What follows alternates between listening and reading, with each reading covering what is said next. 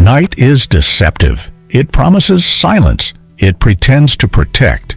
But silence is fragile. One violation can tear it apart.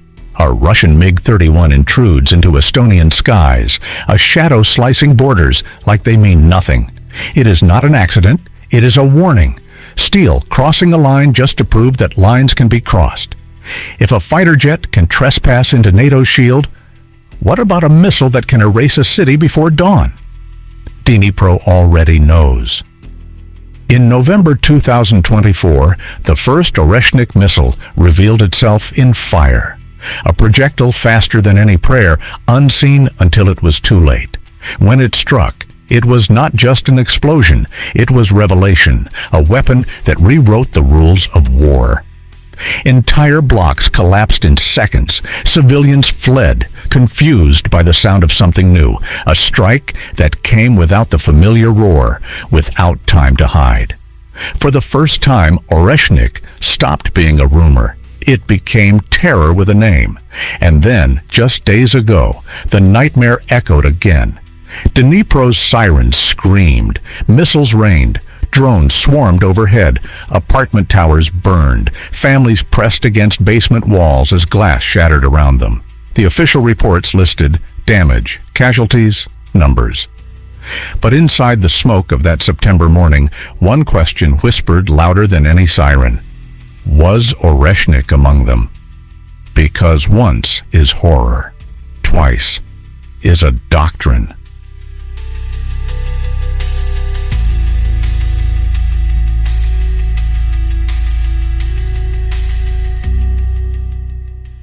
For years, Moscow kept Oreshnik hidden in plain sight. A project whispered in reports, dismissed as rumor.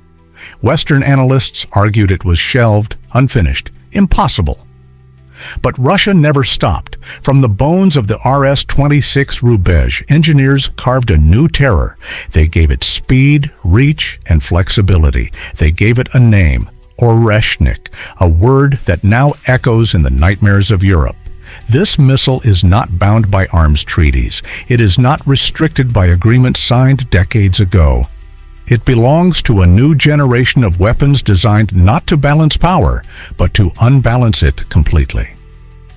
When Oreshnik struck Dnipro in November 2024, all doubts ended. The blast was its introduction. The ruin was its calling card, and the fear it left behind was its true purpose.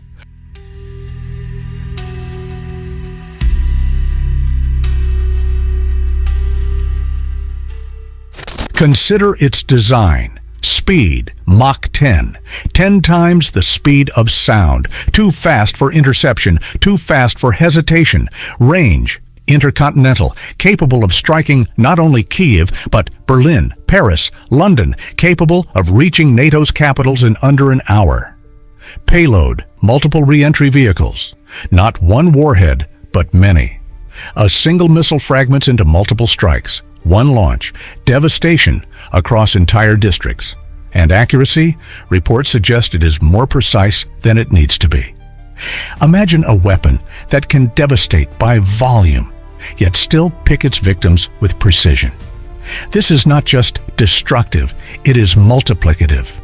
One missile is many. One launch is an entire night of fire. How do you defend against something that arrives before your radar has even drawn the line?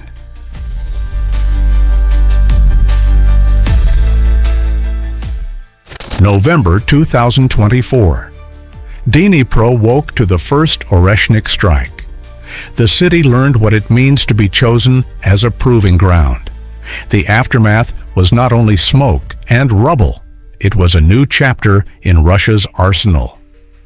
September 2025. The alarm screamed again. Waves of drones filled the sky. Dozens of missiles cut across the horizon.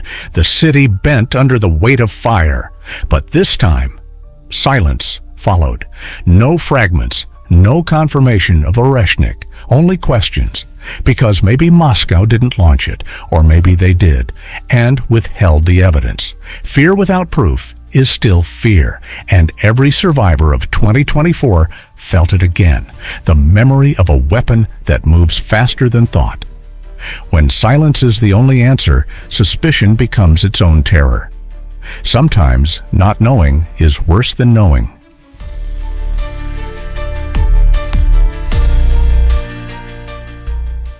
Air defenses are the walls of modern cities.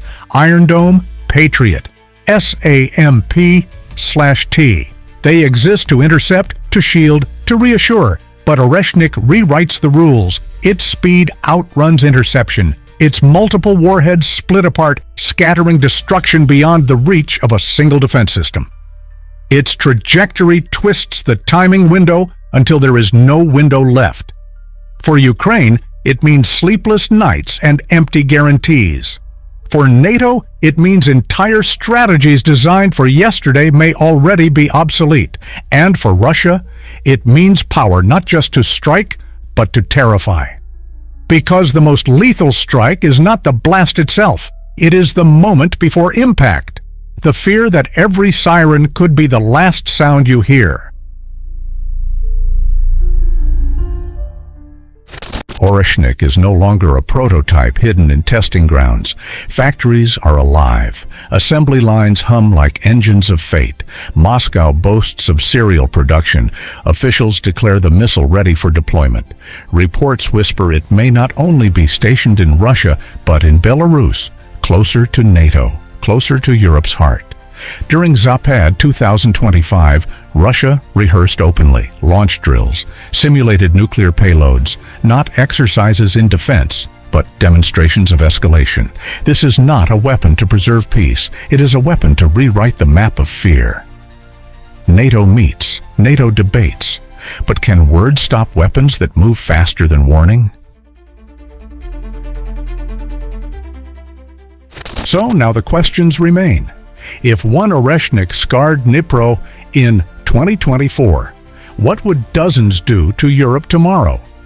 If treaties mean nothing to a fighter jet that trespasses borders, what do they mean to a missile designed to break them entirely? If factories are humming tonight, how many missiles are already waiting, hidden in silos, loaded in Belarusian soil? And if the world cannot stop a weapon that arrives before the sirens finish their cry, then what remains of safety? The sky no longer only watches, it chooses, and when it chooses, the ground remembers.